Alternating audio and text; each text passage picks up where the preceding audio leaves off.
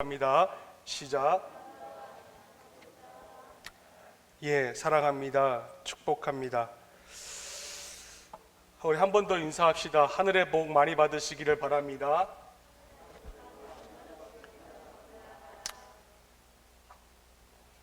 한 주간 잘 지내셨습니까? 네, 저 북시찰의 모임, 임원단 모임을 잘 다녀왔습니다. 한 주간 자리를 비워도 빈 자리가 티가 나네요.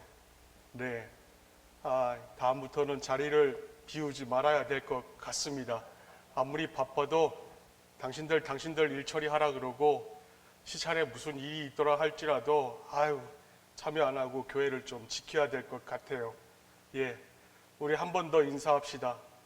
하늘의 복 많이 받으시기를 바랍니다. 시작. 네, 장가한 권사님은요 앞으로 전재영 권사님 옆에 꼭 앉아주세요. 웬만하면. 아니면은 전재영 권사님이 장가한 권사님 옆에 가주셔서 앉아주시든지, 두 분이 좀 짝꿍이 되셔서 움직여 주시면 좋을 것 같아요. 오늘 저는 요한일서 5장 13절로부터 16절까지의 말씀을 함께 나누어 보려고 하는데요, 우리 그 전에 우리 하나님의 말씀 한번 살펴보도록 하겠습니다. 오늘 하나님의 말씀, 이제 다음 주면은 요한일서를 마무리 짓고 그 다음부터는 아마 로마서를 이제 살펴보려고 계획을 갖고 있어요. 오늘 이제 마지막 이제 한 시간을 남겨놓고 있는데요, 요한일서 5장 13절로부터 16절까지의 말씀 우리 한번 찾아봅시다.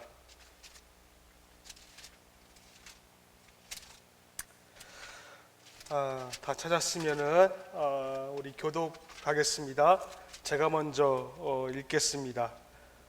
나는 하나님의 아들의 이름을 믿는 사람들인 여러분에게 이 글을 씁니다. 그것은 여러분이 영원한 생명을 가지고 있다는 것을 알게 하려는 것입니다.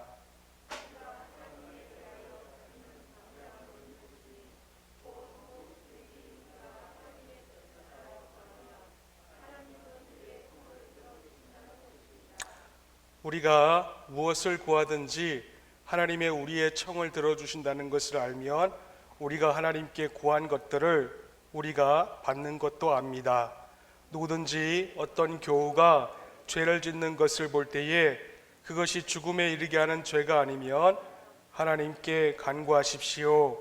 그리하면 하나님은 죽을 죄는 짓지 않는 그 사람들에게 생명을 주실 것입니다. 죽을 죄가 있습니다. 이 죄를 두고 간구하라고 하는 말이 아닙니다. 아멘. 오늘 이 자리에 오신 여러분들에게 하나님의 은혜가 함께 할 수 있기를 예수님의 이름으로 축원을 드립니다. 오늘 말씀의 제목은 서로 죄를 짓지 않도록 기도해 주어야 됩니다. 서로 죄를 짓지 않도록 기도해 주어야 합니다 라는 제목입니다. 십자가 복음의 핵심이 뭘까요? 여러분, 십자가 복음의 핵심은 모든 죄가 십자가의 은혜로 인하여서 사함을 받는 놀라운 하나님의 구원의 역사가 있다는 것이 바로 십자가 복음의 핵심입니다. 여러분, 어떤 죄인이라도 예수님 앞에 나아가서 자기의 죄를 다 고백하면 용서를 받습니다. 아멘 좀 해보세요. 한 주 안 봤다고 그러시면 안 돼요. 곤란해요. 장가 권사님 옆에 계시면 제가 참 든든한데요, 어떤 죄인이라도 예수님이 십자가에 달려서 피 흘려 주셨기에 믿기만 하면 모든 죄가 사함을 받고 하나님의 자녀가 되는 권세를 얻게 될 줄로 믿습니다. 여러분, 이것이 바로 예수 믿는 사람이 누리는 가장 놀라운 축복이고 복 가운데 가장 큰 복이에요. 근데 예수님을 믿으면서도 여러분 속죄에 대한 확신을 분명히 갖지 못하는 분들이 좀 덜어 있는 것 같아요. 유명한 부흥사 가운데에 찰스 핀이라는 목사님이 계셨습니다. 이분이 이제 저술한 책 가운데에 좀 약간 두꺼운 책이 있는데 그 책 제목이 뭐냐면은 세상을 향한 하나님의 사랑, 세상을 향한 하나님의 사랑이라는 이 조금 두꺼운 책자입니다. 근데 그 내용에 보시면은 오늘 저 책입니다. 오늘 말씀과 좀 이렇게 연관이 있어가지고 제가 여러분들한테 이 찰스 피니에 목사님의 간증을 좀 전해드리고 오늘 설교의 문을 좀 열려고 합니다. 이분이 이제 항상 집회 때마다 예수님의 십자가 복음, 그리고 예수 그리스도의 보혈의 공로, 그리고 또 속죄의 복음, 또 어떤 죄도 예수님 앞에 나아가서 용서만 구하기만 하면은 다 용서받는다는 그 복음을 전하신 분이세요. 근데 어느 날 집회를 인도하려고 올라가는데 덩치도 막 이렇게 크고 얼굴도 아주 그냥 험상궂게 생긴 남자가 이 찰스 피니의 목사님의 손을 덥석 붙잡는 것입니다. 그래서 이렇게 말씀하시는 거예요. 당신이 찰스 피니요? 제가 당신과 좀 얘기 좀 할 게 있는데 시간 좀 되겠습니까? 이 목사님이 그 험상궂은 사람의 이야기를 듣고 깜짝 놀란 거예요. 인상도 험상궂은데 자기에게 상담을 하자고 요청하는 것이 아니라 할 이야기가 있다 그러니까 이 목사님이 깜짝 놀란 것입니다. 주변 사람들이 무슨 일이 벌어질 것 같다면서 그 사람을 만나지 말라고 그렇게 얘기를 하는 거예요. 그러나 이제 집회가 끝나고 찰스 피니 목사님이 그를 만났습니다. 그랬더니 그 남자가 자기 집으로 가자고 하던 거예요. 자기 집으로 가자고. 주변에서는 목사님 가면 안 됩니다. 큰일 납니다. 저 사람 풍문도 안 좋고 소문도 안 좋고 아주 난폭하기 그지없는 사람으로 유명합니다. 그래서 막 주변에 있는 사람들이 그 사람을 막 반대를 하는 거예요. 만나는 거를 따라가지 말라고. 찰스 피니는 그런 반대에도 불구하고 따라갔습니다. 그 집에 들어가자 그 남자가 이제는 문을 걸어 잠그는 거예요. 그리고 찰스 피니 목사님에게 총을 갖다 들이대면서 내가 이 총으로 5명이나 죽였어. 어제 분명히 당신이 얘기했지? 어떤 죄인도 용서받는다고. 그 말이 사실이요? 나 같은 사람도 용서받을 수 있습니까? 그렇게 물었습니다. 이 목사님이 분명히 하나님은 약속하시기를 우리가 우리 죄를 자백하면은 하나님은 신실하시고 의로운 분이셔서 우리 죄를 반드시 용서하신다라고 하셨어. 그리고 모든 불의에서 우리를 깨끗하게 해주신다라고 약속을 하셨습니다. 당신이 사람을 5명으로 죽였다 할지라도 죄를 회개하고 예수 그리스도를 마음에 진심으로 영접하기만 하면은 누구든지 간에 용서받을 수가 있습니다 라고 대답을 했습니다. 그자 그 남자는 커튼을 확 치우고 탁자 위에 있는 술병들과 도박판을 그 목사님에게 보여주었어요. 내가 여기에 수많은 사람들을 데리고 와서 패가망신시켰어. 그의 재산들을 다 빼앗았어. 심지어 그 사람들 중에서도 패가망신당함으로 인해서 자살한 사람도 있었어. 내가 이런 짓을 저지른 사람이요, 이런 나도 용서받을 수가 있습니까? 그자 목사님이 물론 당신이 진심으로 예수 그리스도 앞에 나아가서 죄를 자백하면은, 그리고 예수 그리스도를 마음에 영접하면은 용서받을 수가 있습니다. 남자는 방에 들어갔습니다. 그러자 방에 들어가더니 한 여자를 끌고 나왔어요. 그 여자는 머리를 다 풀어헤친 다음에 얼마나 얼굴이 맞았는지 얼굴이 퉁퉁 부은 상태로 끌려 나왔습니다. 이 사람이 내 아내요. 내가 사업 때문에 뉴욕에 왔을 때 이 여자를 거의 빼앗다시피 해서 내가 강제 결혼했어. 그리고 지금까지 상습적으로 이 여자를 폭행을 해왔어. 보시오, 얼굴이 지금 얼마나 부어있는지. 순간 이 목사님은 깜짝 놀랐습니다. 왜냐하면 자기 얼굴이 그 여자와 같이 변할까 봐. 그런데 심지어 그 가운데에 있어서 딸아이가 갑자기 방 안에서 나오더니 그 남자의 다리를 붙잡고 매달릴 때에 내가 그 아이를 내 동생이 쳐서 아이가 난로에 부딪혔고 팔에 장애가 생겼어. 이런 나도 구원받을 수 있어? 물었습니다. 그자 목사님이 당신이 정말 진심으로 예수 그리스도 앞에 죄를 회개하고 예수 그리스도를 믿고 믿음 안에서 살면은 그 어떤 죄인도 의인이 되고 예수 그리스도 안에서 구원받을 수가 있습니다. 그랬더니 그 남자는 그 자리에서 털썩 주저앉으면서 이제 됐으니 그만 가보라고 그랬던 것입니다. 찰스 피니 목사님이 그 집에서 나왔지만은 아무래도 뭔가 좀 찜찜한 거예요. 그래서 집회가 끝나고 다시 가야 할 것만 같았습니다. 그 다음날 이 부흥의 스태프들과 함께 그 집을 찾아갔어요. 그랬더니 그 집안이 난장판이 된 것입니다. 술병은 다 깨지고 도박판은 다 뒤집어 엎어지고 또 그 남자는 얼마나 잠을 못 잤는지 눈이 벌겋게 충혈되어 있는 그런 상황이었어요. 방 안에 있던 그 아내와 딸들은 얼마나 밤새도록 울었는지 그 여인도 아내도 눈이 퉁퉁 붓고 딸도 팔이 장애인데 얼마나 울었는지 눈인가 얼굴이 퉁퉁 부은 상태였던 것입니다. 근데 그 아내가 그 남편을 붙들고 이렇게 이야기하는 거예요. 여보, 당신은 이제 가장 좋은 남편이에요. 딸도 이렇게 얘기합니다. 아빠는 이제 가장 좋은 아빠예요. 세상에서 아빠가 최고예요. 울면서 그렇게도 기뻐하는 거예요. 찰스 피니는 그 남자가 구원받은 간증을 그의 책에서 쓴 것입니다. 여러분, 십자가의 복음은 어떤 사람도 용서받을 수가 있습니다. 십자가의 복음은 나아가서 자신의 죄를 고백하기만 하면은 구원받을 수 있는 복음이 되는 것입니다.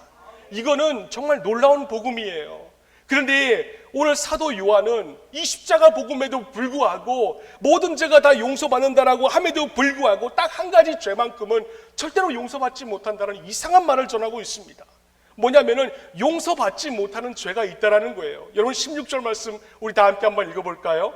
시작. 죽을 죄가 있다고 하였습니다. 여러분, 여기서 죽을 죄가 있다라는 것은 그 사람이 아무리 예수 그리스도 앞에 나아가서 자기의 죄를 고백을 해도 그 사람은 지옥 갈 수밖에 없는 자라는 것이에요. 굉장히 안타깝죠.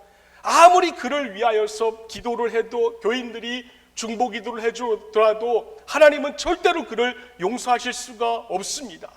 하나님이 우리의 어떤 죄도 용서하시려고 그분은 독생자 예수 그리스도를 십자가에 내어 매달리게 하셨고, 예수님은 또 우리를 어떤 죄에서도 다 건져내시려고 십자가에서 죽으셨는데, 여러분, 용서받지 못하는 죄가 있다는 이 말이 도대체 우리에게 무엇으로 다가오냐라는 것이에요. 사실 오늘 본문 말씀이 우리를 혼란스럽게 합니다. 또 어떤 분은 마음에 아무리 믿어도 내가 천국 가는 것이 아니라 지옥 갈 수밖에 없다라는 그런 두려움을 심어주기도 하는 그런 말씀이에요. 이 문제를 가지고 사람들을 계속 어렵게 하는 분들도 있습니다. 용서받지 못하는 죄가 있기에 끊임없이 상대방에게 너 죄를 고백해야 돼, 그리고 회개해야 돼, 방향 전환을 해야 돼, 자꾸만 그렇게 시킵니다. 또 성도들 중에 마음을 두렵게 하는 성경 구절을 계속 품고 있는 분도 계십니다. 여러분, 여기서 말하는 용서받지 못할 죄, 도대체 이 죄가 어떤 죄일까요? 거짓말한 걸까요? 아니면 서로 사랑하지 못하는 죄일까요? 아니면 전도 못하지 못하는 죄일까요? 아닙니다. 여기서 지금 사도 요한이 용서받지 못할 죄라는 것은 성령을 거역하는 것을 말하고 있는 것입니다. 이건 예수님께서 직접 하신 말씀이에요. 마태복음 12장 32절 말씀해 보시면은 우리 다 함께 한번 읽어볼까요? 시작. 또 누구든지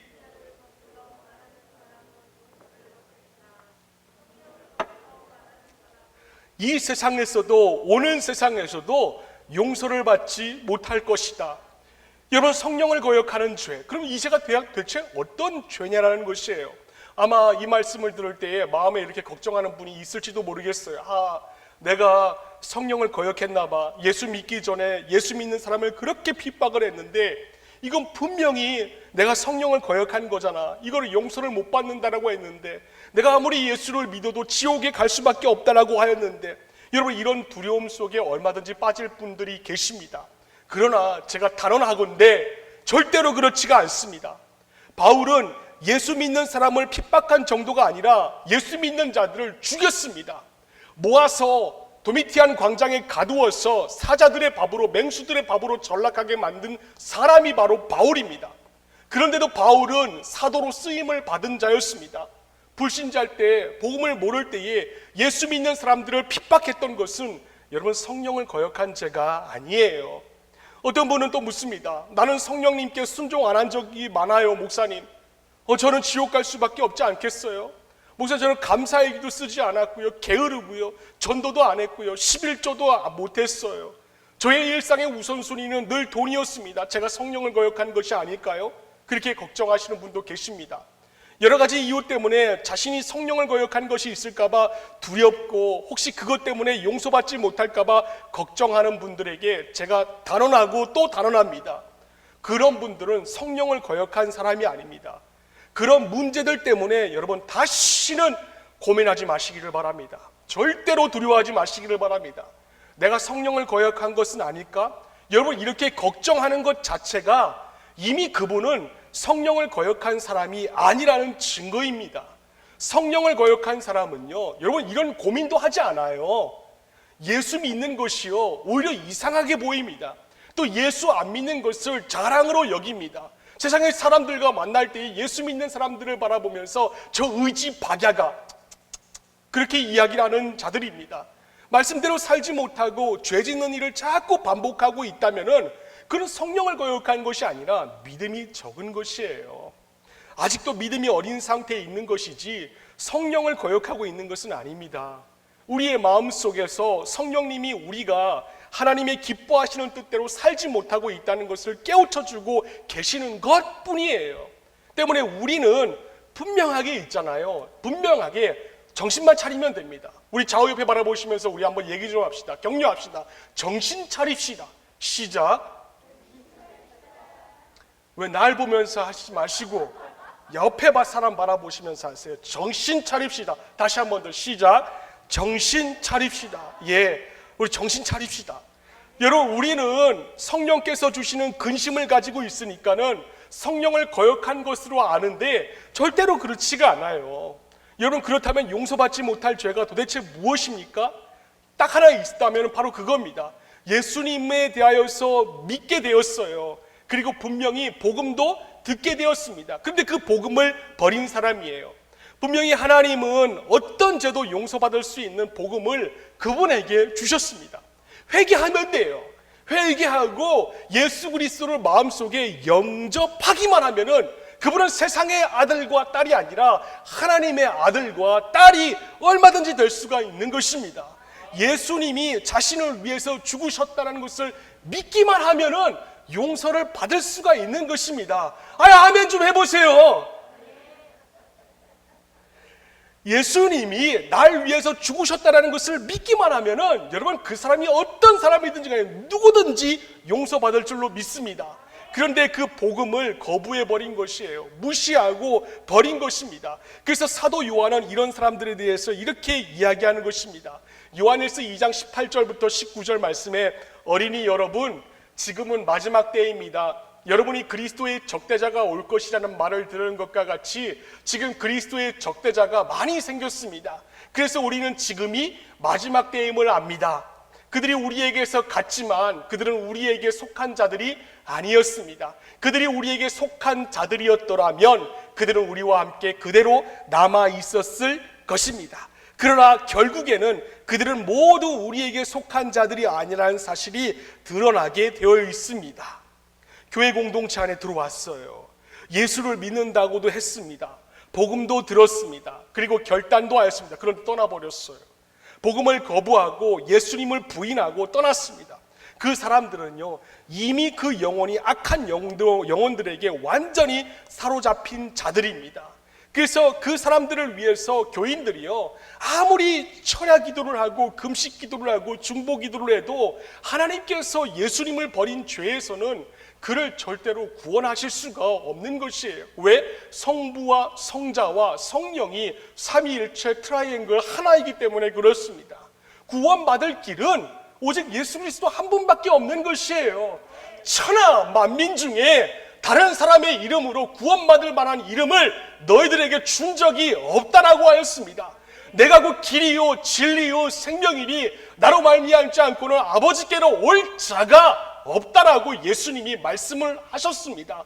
때문에 예수만이 우리의 구원의 길이고 예수만이 우리의 살 길이며 예수만이 우리가 아버지 앞에 다가갈 수 있는 길이 되었다라는 것입니다. 구원받는 길 자체를 이 성령을 부인하는 자들은 아예 버려버렸으니까는 기도해도 회복될 방법이 없는 것이에요. 그래서 히브리서 6장 5절로부터 6절까지 말씀해 보시면은 하나님의 선한 말씀과 장차 올 세상의 권능을 맛본 사람들이 타락하면 그들을 새롭게 해서 회개에 이르게 할 수가 뭐라고요? 없습니다. 그런 사람들이야말로 하나님의 아들을 뭐라고요? 다시금 십자가에 뭐라 그랬습니까? 못 박고 그 다음에 욕되게 하는 것이기 때문에 그렇습니다. 그래서 여러분, 무엇보다 마음이 강팍해지는 것을 우리가 조심해야 돼요. 어떤 사람이요, 예수님을 믿었다가 어떤 사람이 부인하고 어떤 사람이 떠나게 될까요? 딱 한 사람이 있습니다. 마음이 강팍해진 자들이에요. 마음이 강팍해지면은요, 예수 그리스도의 그 믿음의 길에서 이탈하게 되어 있습니다. 예수님을 부인하면은 그 다음에는 용서받을 길이 없어지는 것이에요. 그래서 가장 큰 증거가 뭐냐면은 예수를 믿지 않는 죄입니다. 예수 믿고 회개하면은 다 죄를 용서받을 수가 있다니까요. 그런데 예수님을 부인해버리면은 여러분 용서받을 길이 없어요. 예수를 부인하면 용서받을 길이 없습니다. 누가 그랬습니까? 여러분 예수님의 12제자 가운데 회개 업무를 맡고 있는 가룟 유다, 그 자를 한번 기억해 보세요. 예수님이 가룟 유다를 얼마든지 붙들어 주실 수가 있었습니다. 그런데 그 가룟 유다를 예수님이 붙들어 주지 못했어요. 여러분 안 했다라는 것이 아니라 못했습니다. 왜 그런 줄 아십니까? 유다가 마귀를 마음에 영접하였기 때문에 그렇습니다. 그래서 마귀가 가룟 유다 속에 들어와 버리고 만 거예요. 예수님은 가룟 유다에게 네가 할 일을 이제 속히 하여라, 그렇게 말 한마디 밖에는 던질 수가 없었습니다. 여러분 창세기 3장에 나와 있는 아담과 하와, 그들은 어땠습니까? 하나님은 아담과 하와가 선악과를 따먹는 것을 모르신 분이 아니었어요. 선악과를 따먹는 것을 하나님은 알고 계셨습니다. 다 보고 느끼고 지켜보고 계셨어요. 하지만 어떻게 하실 수가 없었습니다. 아담과 하와 스스로가 마귀를 받아들였기 때문입니다. 하나님은 그 모습을 그냥 안타깝게 지켜볼 수밖에 없었던 것이에요. 그럼 우리가 궁금해야 될 것이 있습니다. 아니 도대체 왜 하나님이라는 분이 왜 이 아담과 하와 배교자들을 붙들어주지 않으셨을까? 왜 사랑의 하나님이 왜 이들을 용서하지 않았을까? 여러분 하나님께서 용서하지 않았을까요? 아닙니다. 하나님께서 용서하지 않으신 것이 아니에요. 이것은 용서하실 수가 없었던 것이고 그들을 붙들어 주실 수가 없었던 것입니다. 롯의 아내도 마찬가지입니다. 여러분 롯의 아내는 99.999% 구원받은 여자였어요. 그런데도 결국 어떻게 되었습니까? 소돔과 고모라 땅이 멸망당할 때에 잠깐 뒤돌아봄으로 인하여서 결국에 멸망하고 말았던 것이에요. 그의 마음속에 그 잠깐 1.1터럭 세상을 향한 마음, 그것 때문에 결국 그녀는 소금 기둥이 되어버리고 만 것입니다. 하나님께서 롯의 아내를 구원할 모든 방법을 열어주신 분이 아니십니까? 남편도 두 딸도 끝까지 갔는데 롯의 아내만 그런 거예요. 정말 안타깝지 않습니까? 롯의 아내만 뒤를 돌아보고 말았습니다. 하나님이 어떻게 하실 수가 없는 거예요. 마음이 있잖아요. 마음이 뭘 영접하기만 하면은 그 영접한 어떤 것은 우리 안에서 점차 마음을 확장하고 지배해가기 시작을 합니다. 그것이 예수님이든 그것이 세상의 것이든 어떤 것이든지 간에 마음속에 일단 받아들이기만 하면은 그것은 조금씩 우리의 마음을 지배하고 확장해가기 시작을 하는 것이에요. 롯의 아내가 바로 그런 케이스 아닙니까? 하나님을 믿었어요. 믿었습니다. 절실하게 믿었어요. 남편을 통하여서 두 딸의 간증을 통하여서 절실하게 믿었던 그녀였습니다. 그런데 막판에 가서 결국에는 조그만 마음이, 세상을 향한 그 조그만 마음 때문에 점차 그 마음이 지배되어서 악한 영에 사로잡히고 말았던 것입니다. 여러분 악한 영에 사로잡힌 사람은요 하나님이요 못 도와줍니다. 어떻게 하실 수가 없어요. 한 자매가 정말 안타까운 마음으로 기도를 받으러 나왔습니다. 아마 가족 가운데 그런 분이 있는 것 같았어요. 뭐라 그러냐면은, 목사님 예수님을 믿다가 버리고 간 사람이 다시 교회에 와도 용서받지 못하는 것인가요? 그 자매에게는 심각한 문제였던 것 같아요. 만일 다시 주님께로 돌아오는 경우라면은 하나님이 용서 안 하실 리가 없어요. 다시 주님께로 돌아올 수 있는 상태가 못 되니까 그게 문제인 것입니다. 그러나 그 여부는 누구도 알 수 없어요. 분명한 것은 자신의 영혼을 빼앗겨 버리면은 가룟 유다처럼 되고 마는 것입니다. 여러분 베드로와 가룟 유다 똑같이 하나님 앞에 죄를 지은 자들입니다. 그런데 한 명은 배가 터져서, 창자가 터져서 피밭이라고 부르는 그 밭에서 자살을 하고 말았고, 한 명은 예수님의 수제자로서 살 수가 있었습니다. 왜 그랬습니까? 차이가 뭘까요? 부인하고 안 부인하고의 차이입니다. 예수님은 더 이상 가룟 유다에게 어떻게 말하실 수가 없었어요. 그래서 너 가서 네 일 해라. 그럴 수밖에 없었습니다. 때문에 예수님만 부인하지 않으면요 용서받지 못할 죄가 없어요. 이건 정말 놀라운 복음입니다. 십자가의 복음의 핵심이 바로 그것이에요. 때문에 우리는요 죄를 짓지 않도록 기도할 줄 알아야 되는 것이에요.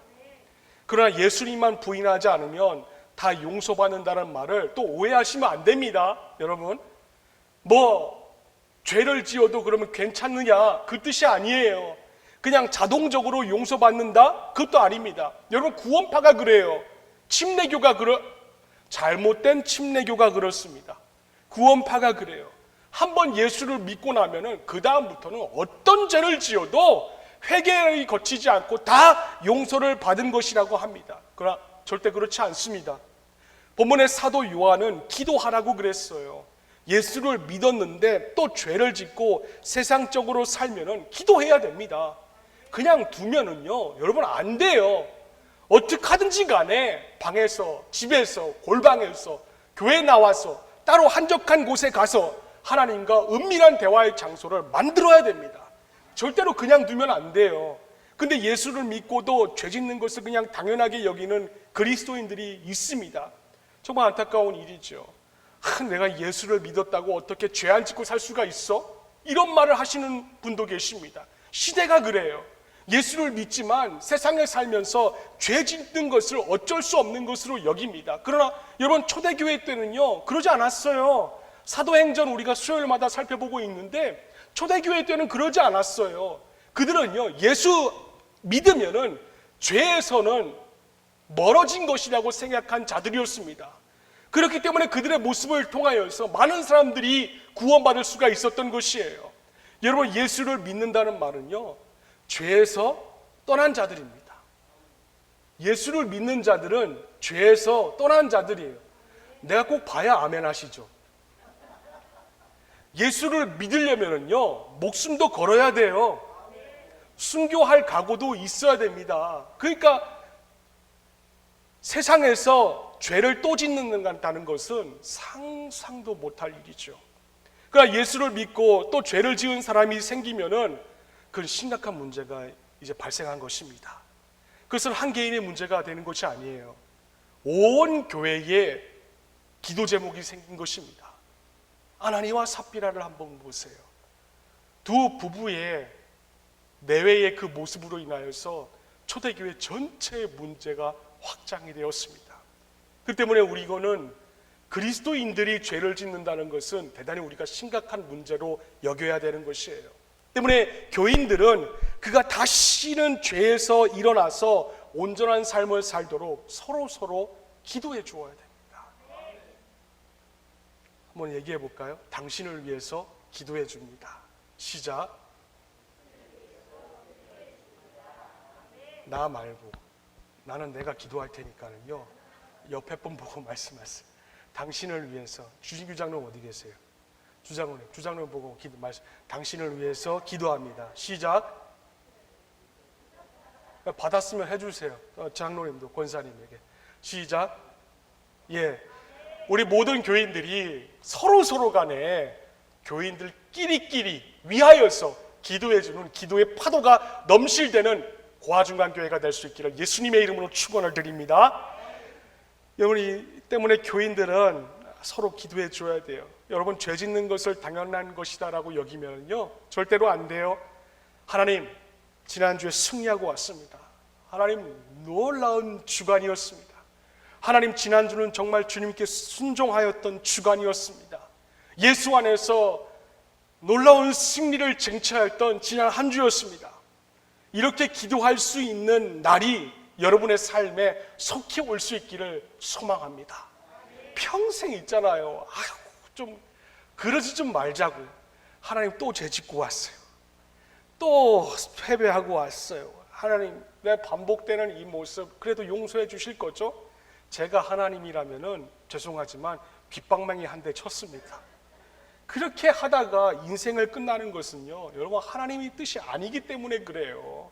그래서 사도 요한은 예수님을 믿고도 죄 짓는 사람을 위해서 기도하라고 한 것입니다. 오늘 16절 말씀 다 함께 한번 읽어봅시다. 16절입니다. 시작. 누구든지 어떤 교우가 죄를 짓는 것을 볼 때에 그것이 죽음에 이르게 하는 죄가 아니면 뭐라고요? 하나님께 간구하십시오. 그리하면 하나님은 죽을 죄는 짓지 않는 그 사람 뭘 주신다고요? 생명을. 할렐루야. 할렐루야. 그러니까 우리가 지금 살아있는 것은 누구 덕분이냐면은 내 옆에 앉아있는 지체가 날 위하여서 기도해주는 덕택에 우리가 지금 생명호흡을 유지하고 있는 것입니다. 그러니까 얼마나 감사해요. 얼마나 감사해. 주변에서 예수 믿는데 죄 짓는 사람을 봤잖아요. 그러면 그분을 향하여서 비판하지 마세요. 판단하지 마시고 차라리 다가가셔서 끌어안고 기도해 주세요. 어쩔 수 없는 일이라고 여기면 여러분 안 됩니다. 그냥 있으면 안 돼요. 아유, 저렇게 하는 것만으로도 감사하지. 그건 제가 품어야 될 마음이고, 여러분들은 우리 교인들 가운데 옆 지체가 죄를 짓는 모습을 바라보면 그 가만히 그냥 에휴 그럴 수도 있지 뭐 이렇게 넘어가는 것이 아니라 다가가서 그를 위해서 끌어안고 기도해 주어야 되는 것입니다. 이게 서로 사랑하는 공동체의 특징이에요. 용서받을 수 있다고 해서 죄 지어도 된다? 절대 아닙니다. 또 기도하라는 말씀은 정죄하지 말라는 뜻도 아닙니다. 누구든지 죄 짓는 것을 본다면 정죄하지 마세요. 손가락질하지 마세요. 소문내지 마세요. 그냥 누구한테? 하나님 앞에 다가가세요. 그리고 하나님께 간구하세요. 하나님, 오늘 제 아내가 또 저에게 욕했어요. 하나님, 오늘 또 제 아내가 저한테 막말 퍼부었어요. 존칭 맞존대 안 해요. 맞존대 그리 하라 그랬는데 왜 웃어요? 아니, 나는 그분 보고 얘기하는 거 아니에요. 네? 죄 짓는 사람을 보면은 판단하고 비난하고 소문내고 막 정죄하고 결국 교회에서 쫓아내는 일들이 얼마나 주변에 많이 벌어지고 있어요. 근데 제발 그렇게 하지 말자라는 거예요. 우리 교회만큼만이라도 제발 그렇게 하지 말고, 그렇게 하는 사람들은 예수 믿는 사람이 아니기 때문에 그래요. 예수를 믿고도 여러분 그렇게 할 수는 없어요. 죄 짓는 사람이 있나 없나 아주 그냥 주일 날만 되면 눈에 쌍심지를 켜고 찾아다니는 사람들이 있어요. 이런 분들요, 제가 볼 때 우리 교회는 없어요. 우리 교회는 없어요. 근데 이런 분들 제가 볼 때마다, 얘기 들을 때마다 정말 무섭습니다. 이번에 시찰회 임원단들 모임이 갔을 때 어느 목사님이 저한테 이런 말씀하셨어요. 내가 말이야 목사님 장로였을 때 한국교회는 성령의 역사에 대해서 둘로 꽉 갈라져 있었다라고 그렇게 이야기를 하십니다. 왜 그러세요? 그러니까 그 목사님이 다니던, 그러니까 장로님인 시절에 다니던, 또 누가 또 그 목사님과 또 생각하지 마시고 이 말씀에만 집중하세요. 그분이 다니던 교회에서 방언은 마귀의 역사라고 가르쳤습니다. 저도 사실 그런 교회에 있어 봤거든요. 그러니까 그런 교회에 있어 보니까는 방언을 하는 그런 성도들에게 부목사가 할 일이 뭐냐면은 새벽 기도 시간에 누가 방언하나 하나 눈 뜨고 지켜보는 거예요. 여러분 기도할 때 눈 감는 거 아닙니까? 근데 부목사님은, 저는 그때 교육전도사였거든요. 수석 부목사님이 누가 방언으로 기도하나 안 하나 그걸 눈 뜨고 지켜보고 나중에 담임 목사님한테 보고하는 거예요. 그래서 그분은요, 새벽 예배에서 방언하는 교인을 색출해내는 사명을 받은 것 같아요. 새벽 예배 때마다 불을 꺼놓고 기도하는데, 기도하는 사람 옆에 가가지고 혹시 방언으로 기도하나 안 하나, 그 랄랄랄랄랄라 이 소리 있잖아요. 그 소리만 나왔다 하면은 이제 그분은 담임 목사님에게 보고감이 되는 거예요. 여러분 저는 그런 주의 아닙니다. 저는 합동 측 목사라 할지라도 방언은 저는 인정합니다. 방언 하셔야 돼요. 하셔야 됩니다. 하나님과 은밀한 대화 하셔야 돼요. 오히려 그게 안 되는 게 우리는 이상하게 생각해야 될 것입니다. 나중에 성령 받고 나서 그 일이 얼마나 잘못된 것인지 깨닫고 회개했다고 고백하시는 것이에요. 여러분 이런 분들이 교회 안에 계십니다. 누가 죄를 지었나 안 지었나 살펴보고, 죄 짓는 사람을 보면은 아이고 큰일 났어, 큰일 났어. 장로님이 밖에 나가서 저렇게 하고 있대. 큰일 났어. 무슨 죽을 일이라도 일어난 것처럼 또 가만히 있지 않고 소문을 내고 다니세요. 소문을. 어떤 목사님이요, 고등학생 때 친구가 음독 자살을 시도한 거예요. 그러니까 그 친구가 가정생활도 힘들고 여자친구가 떠난 것 때문에 농약을 마셨어요. 농약을 마셨는데 다행히 일찍 발견되어서 살았습니다. 근데 목사님이요, 병원을 찾아간 거예요. 병실 문을 열고는 누워있는 친구에게 뭐라고 한 줄 아십니까? 손가락질 하면서 이렇게 말했대요. 너도 예수 믿는 사람이냐? 야, 너 자살하면 지옥 간다는 거 몰라? 난 너랑 같이 교회 다녔다는 게 부끄러워. 쾅 문을 닫고 이렇게 말을 하고 저주하고 문을 쾅 닫고 그 병원에서 나와버린 거예요. 당시에는 그게 잘한 일인 줄로 알고 있었대요.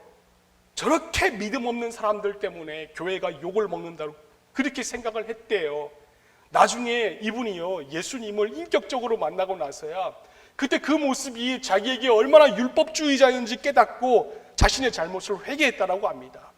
여러분, 하나님 앞에서 말할 수 없는 용서를 받은 사람들끼리 교회에 모여서 예배를 드리면서도 죄를 용납하지 못하는 무서운 정죄가 우리 안에 탑재되어 있는 거, 여러분 그거 아십니까?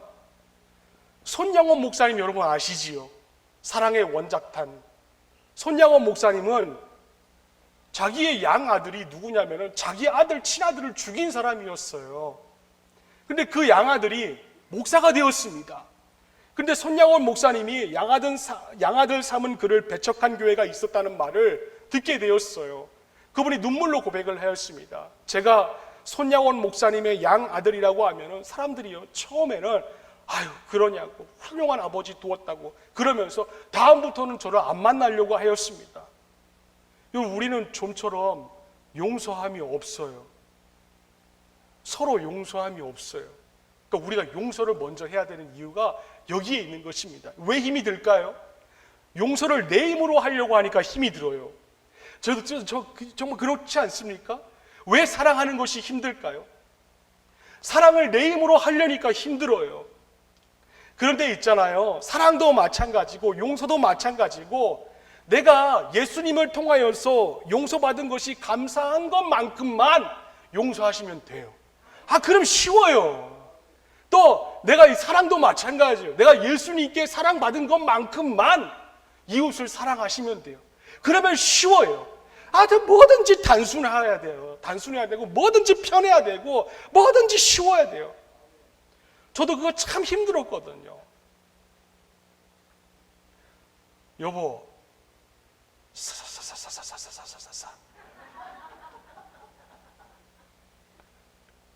사사사사사사사 우리 교회 사찰집사 있으면 좋겠지? 그냥 뭐든지 첫 발이 어려워요. 사랑하십니까? 나 말고요. 사랑하세요? 그러면 사랑하십니까? 저분은 답 안 하시는데? 우리 이분란 집사님은 사랑하세요? 답이 작으세요. 근데 처음은 다 힘들어요. 저처럼 다 사사사사사 이렇게 되는데 첫 발자국만 뛰면은 두 번째 발자국부터는 일도 아니에요. 너무 쉬워요. 그러니까 여러분 예수님으로부터 받은 것만큼만 하시면 되는 거예요. 용서도 마찬가지고 사랑도 마찬가지. 그러면 힘이 안 들어요. 힘이 안 들어. 사도 요한은 만일 믿음의 형제 중에 죄 짓는 사람을 보면은요, 그를 위해서 기도하라고 하였습니다.